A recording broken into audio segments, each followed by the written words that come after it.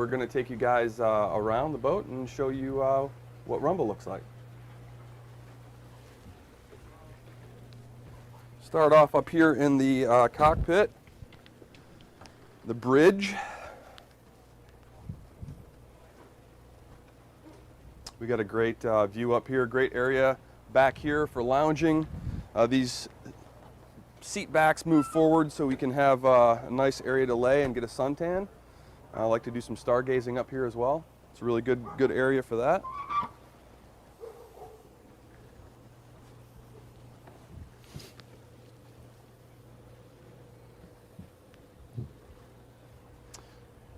Coming forward, this is another great lounge area we have on Rumba.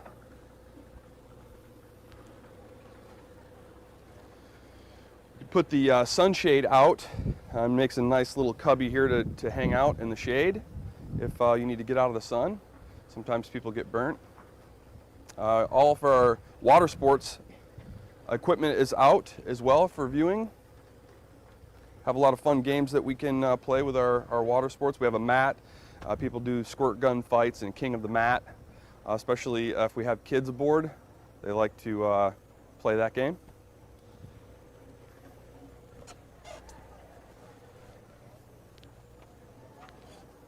We'll show you guys the aft deck.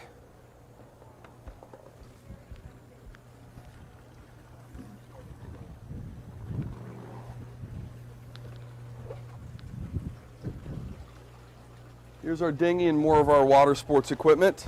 We've got a 40 on the back, so it's easily we'll pull people on a tube or water skis or a wakeboard. Here's where we like to serve most of our lunches if the weather permits, and our meals. Out here, it's the best place, I think.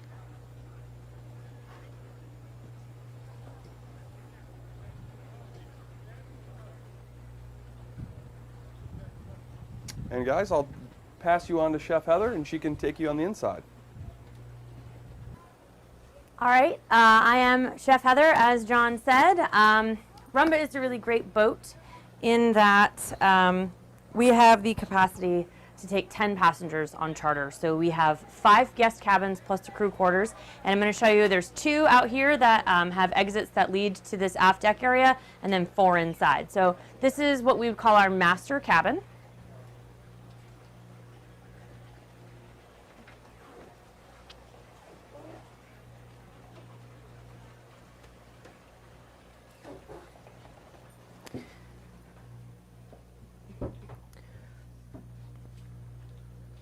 So this master cabin has a dry head, which just means that the shower area is separate from the toilet and sink. The other aft cabin has a wet head, so the shower and the toilet area are combined.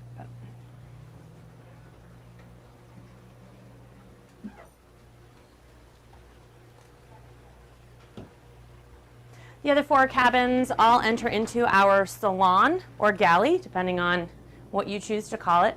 This is where I prepare all of our meals, breakfast, lunch, and dinner, snacks, desserts, afternoon cocktails. We have a full service galley, huge fridge. It's fantastic. We also have a lovely indoor seating area on those rare occasions that it is raining, or if we have kids that want their own table and their own space, we can accommodate that as well. And then if you come with me, I'm going to show you one of the forward cabins. So we have 4 queen cabins. So they have queen beds, and then we also have a 5th cabin, which is twin bunk beds. So this is the example of the other queen, and both forward cabins have dry heads as well.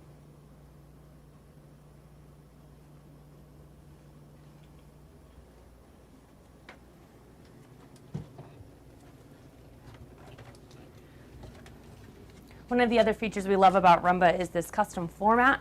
We had specially designed for this boat. It's super squishy and comfy and gives you a little bit more grip. It's really nice on your feet when you're walking barefoot in and out of the boat. You want to start off? You want me to start off with Sure. the questions? All right. So one of the things that we super love about Rumba is the 6 cabins. We love to be able to take an entire family with their kids along with us. on our charter. It's nice that you don't have to sort of pick and choose who you want to come with you on vacation. We like to be able to have that capacity to take everyone, and I think that that's one of the things that sets Rumba apart from most of the other yachts that do charters down here.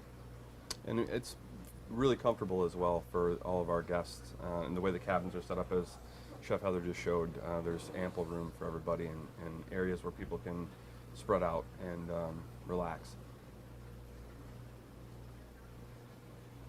So I guess I would say, talking about Heather's cooking style and what I like best about it, what her best dish is definitely going to be her cheesecake. She makes a really nice boozy cheesecake. Everybody loves it. I also love it. Another thing that's great about Heather's cooking style, she does everything from scratch. So she makes fresh bread and English muffins for Eggs Benedict. Fresh whipped cream for her gingerbread scones. Everything is just really tasty and done really well from scratch.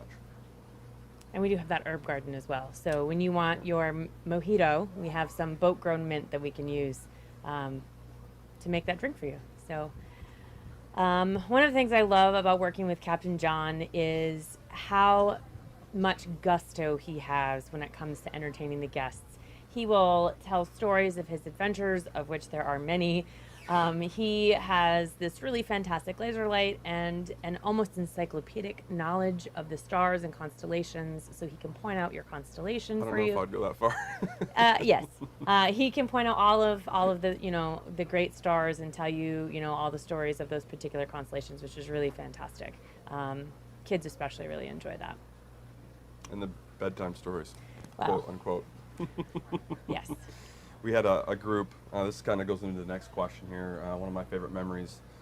We had a group that would spend 3 or 4 hours on the top deck up there in the lounge area at night looking at stars, and they would ask me to tell them stories. I did some poems for them, and the kids called them bedtime stories, and they would every day at the end of the day say, "Captain John, are you going to come up and do some bedtime stories again?" And the whole family would lay up there, and I would tell stories and like I said, the poems and point out the stars, and they really liked that, and I thought it was great. That really deals with the other question about previous life experiences. John and I met up in Maine when we were both working on wooden schooners.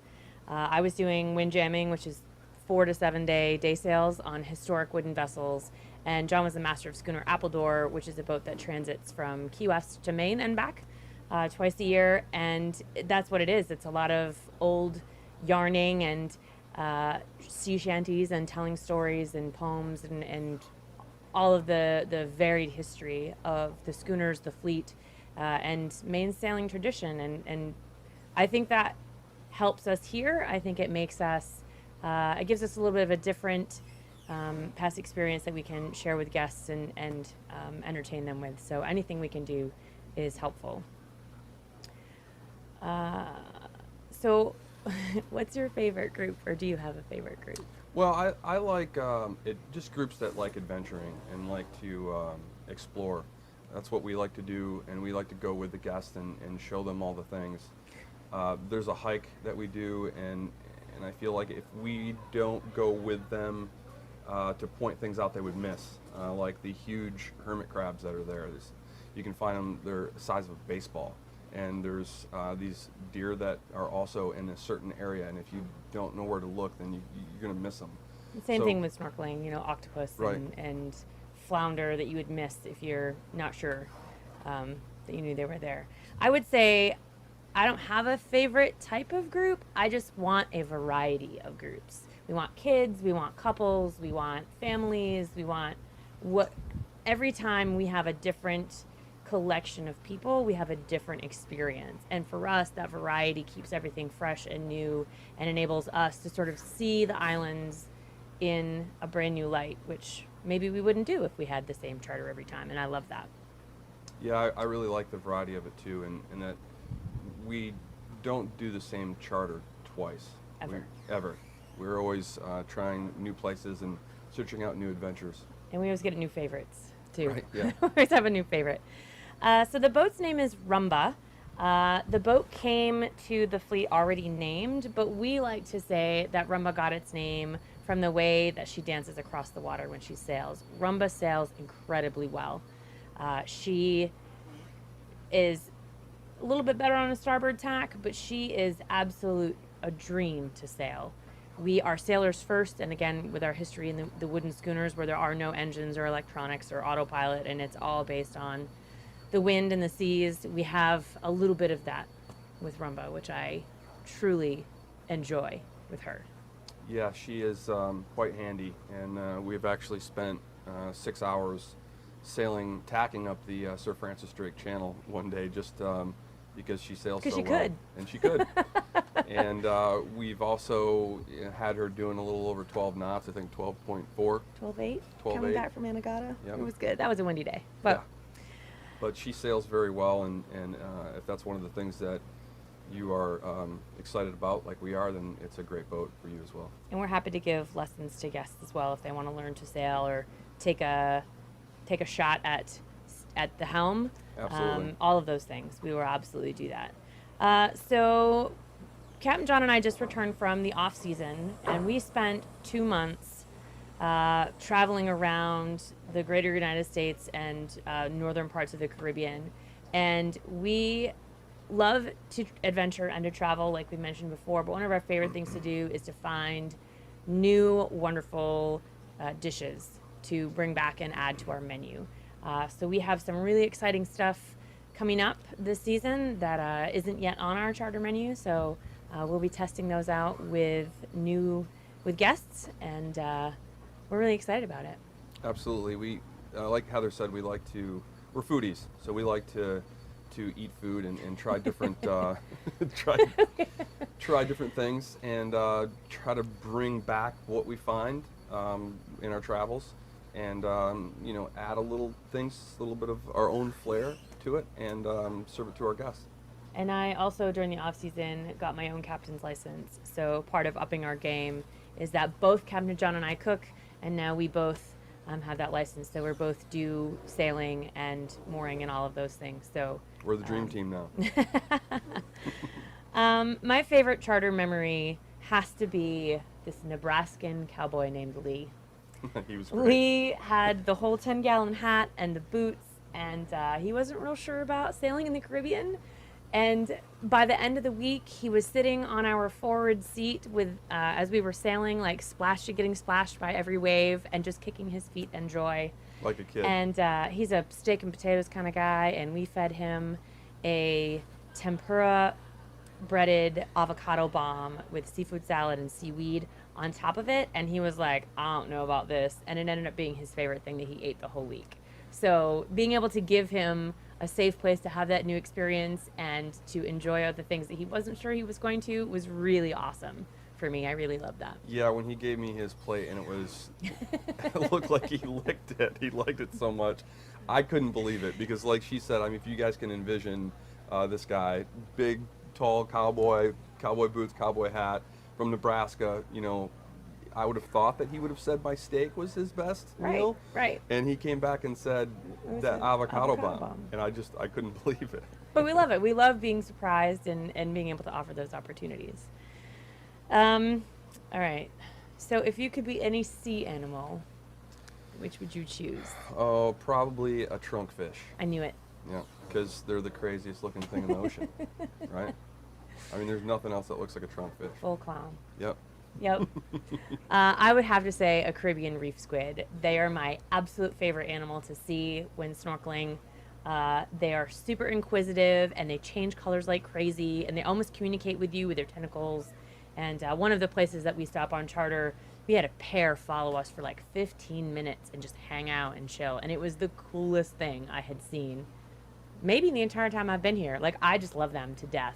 So Caribbean reef squid. I thought for sure it'd be triggerfish. No, I don't like triggerfish. He's laughing because one bit me once. That's not my fault. You guys should have seen it. No. We're not telling the story. We don't have time. Oh, okay, fine. Okay, so if you've ever seen any of the cartoons like Finding Nemo or anything with the fish, right, and they have facial expressions, I get out of the water. No, get into the water, and I got my snorkel gear on, Hawk's Nest, Yep. which has a dinghy mooring. So when you're going to snorkel Hawk's Nest Reef, you take the dinghy in and tie up, and everybody comes off the boat from there. So he's in the water with his snorkel gear on. I'm getting my fins on, getting them taken care of. I have my fins on and my feet are in the water, but I'm sitting on the dinghy, putting my mask on, minding my own business. And I see this triggerfish come out from underneath where the mooring is. There's like a little rock down there, and I guess that's probably her home. And she comes out from underneath that rock, and you can see the expression on her face like this. And like, no, I'm done. I'm just done. And it comes all the way up to the top of the water, bites her on the heel, and then turns around and looks at her like, ugh, you deserve it. And then went right back down into the rock. I had no idea what happened. So I pull my foot out of the water. I'm like, ow, what just happened? And I can hear him in his snorkel just laughing because he saw the whole thing and thought it was funny. It drew blood. Like, I do not mess around with triggerfish. They are their whole other category of unhappy fish. She was having a bad day. It was- wasn't her fault. I never saw it again, but next time I'm going to bite it and we'll see what happens. Oh, that's great. So, yeah, so thank you very much, guys. We hope you enjoyed your tour of Rumba. Absolutely. Come see us. We'd love to have you.